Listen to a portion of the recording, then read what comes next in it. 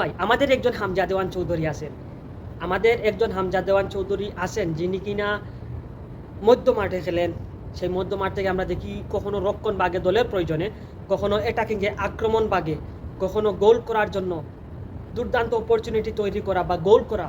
সেই হামজা দেওয়ান চৌধুরীর কথা বলছি, যাকে আমরা এই ম্যাচে অর্থাৎ ইন্ডিয়ার সাথে ম্যাচে আমরা দেখেছি গোল পোস্টের নিচে যেভাবে প্রহরী হিসাবে থাকার মতো একটি সেভ আমরা দেখেছি। মিতুল মার্মা অপোনেন্ট একটি বল ক্লিয়ার করতে গিয়েছিলেন, সেই বল অপোনেন্ট টিমের অর্থাৎ ইন্ডিয়ার একজন ফুটবলারের পায়ে বল দিয়ে দেন। সেখান থেকে ইন্ডিয়া দারুণ একটি চান্স ক্রিয়েট করেছিল এবং অন টার্গেটে কী করে রেখেছিল, কিন্তু সেখানে এই মানে রক্ষার জন্য গোল পোস্ট রক্ষার জন্য দায়িত্ব নিয়ে নিলেন হামজা দেওয়ান চৌধুরী। হামজা দেওয়ান চৌধুরী মাঠের এমন কোনো জায়গা নেই যে জায়গায় হামজা দেওয়ান চৌধুরীর ইমপ্যাক্ট থাকে না, অর্থাৎ হামজা দেওয়ান চৌধুরীর কোনো একটি সাপোর্ট সমর্থন থাকে না, এমন কোনো স্থান নেই। আমরা যদি হামজা আসার পর থেকে বিভিন্ন ফুটবল ম্যাচ যদি বাংলাদেশের আমরা যদি চিন্তা ভাবনা করি, তাহলে আমার কাছে মনে হয়, আমার কাছে যেমনিভাবে মনে হবে ঠিক তেমনিভাবে আপনাদের কাছে মনে হবে যে হামজা আসার পর থেকেই হামজা মাঠের প্রতিটি জায়গায় প্রতিটি ক্ষেত্রে কিন্তু ইমপ্যাক্ট রাখছেন, অথবা নিজের সর্বোচ্চটুকু সেরাটুকু দেওয়ার চেষ্টা করছেন। আরেকটা জিনিস আপনাদেরকে বলতে হচ্ছে, সেটি হচ্ছে একজন হামজা দিয়ে আমরা কিন্তু বহুদূর এগিয়ে যে যাওয়ার স্বপ্ন দেখি আমরা, সেই স্বপ্নটুকু নিঃস্বাদ হয়ে যাবে একজন হামজার দ্বারা। কেননা আমাদের দেশের এই মুহূর্তে ফুটবলের একটি ক্যাটাগরি যদি আমি সিলেক্ট করি, তাহলে হামজা চৌধুরী এই ক্যাটাগরির, তারপর সামিদুল হামজা ফাহমিদুল তারা একই ক্যাটাগরির, সামান্য 19-20 ধরে নিতে পারেন।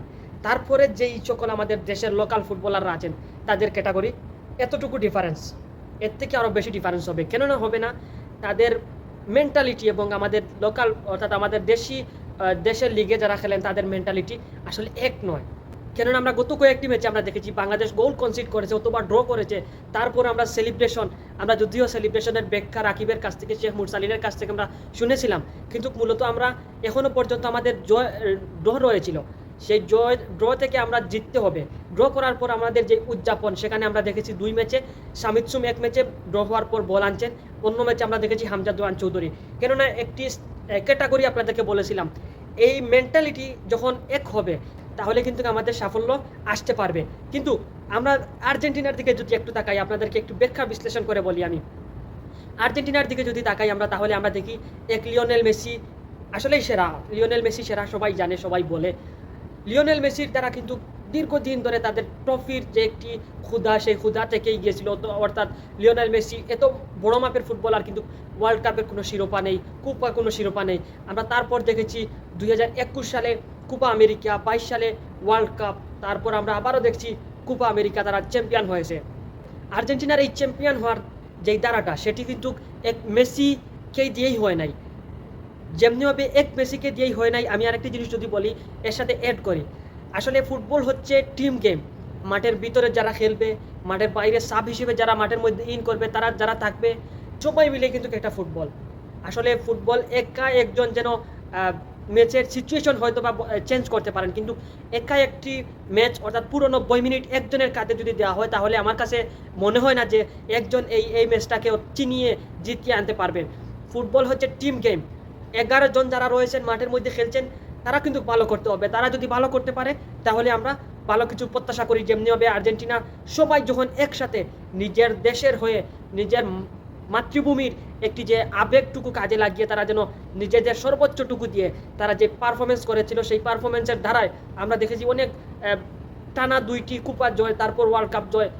আমরা এদিকে যদি আমরা তাকাই, তাহলে আমাদের দেশে এখন যদি আমি আসি, তাহলে আমাদের দেশে হামজার শাহমিদুলকে দিয়েই আসলে আমরা সাফ চ্যাম্পিয়ন হওয়া, আমরা সাফে চ্যাম্পিয়ন হওয়া, আমরা সেটি প্রথমত লক্ষ্য যদি থাকে, তাহলে আমরা অনেক কষ্ট হয়ে যাবে। কেননা ফুটবল পূর্বেই বলেছিলাম টিম গেম। ফুটবল খেলতে হলে সবাইকে পারফর্ম করতে হয়। ঠিক তেমনিভাবে আমরা দেখুন এবারের এফসি এশিয়ান কাপ কোয়ালিফায়ার, যেটা সৌদিতে হবে 2027 সালে, সেখান থেকে আমরা মূলত বাদ পড়ে গেছি। কিন্তু ইন্ডিয়ার সাথে আমরা 22 বছর পর আমরা জয়লাভ করেছি। এটি একটি সারপ্রাইজের মতো। আসলে আমরা গত সাফে দেখেছিলাম আমরা 14 বছর পর সাফের সেমিফাইনালে গিয়েছিলাম। এবার আমরা দেখলাম 22 বছর পর বাংলাদেশ ইন্ডিয়াকে তারা হারিয়ে দিয়েছে, অর্থাৎ গোরের মাটিতে। আসলে সেগুলো অবিশ্বাস্য। আগে তেমন একটি মানুষ ফলো করতো না বাংলাদেশ ফুটবলটা, আমরা দেখতাম ক্রিকেট নিয়ে পড়ে থাকতো। এবার দেখলাম যে আমরা ফুটবলের আমেজটুকু বেড়ে গেছে। কাদের কারণে? এই হামজা ফাহমিদুল, সামিদুল, কিউবা, তাদের কারণেই এই বর্তমানে ফুটবলের আমেজটা বেড়েছে। সেই আমেজটুকু কাজে লাগাতে হলে এই যে ইন্ডিয়ার সাথে জয়লাভ করেছে, ঠিক ঠিক তেমনিভাবে ধারাবাহিক যদি জয়লাভ করতে পারে তাহলে আমার কাছে মনে হয় ভালো হবে।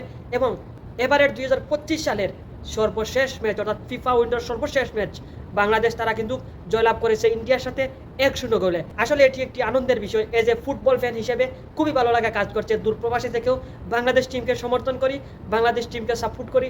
আসলে এই বুকের মধ্যেই রয়েছে লাল সবুজের পতাকার ভালোবাসা, আবেগ সবটুকুই লুকিয়ে রয়েছে।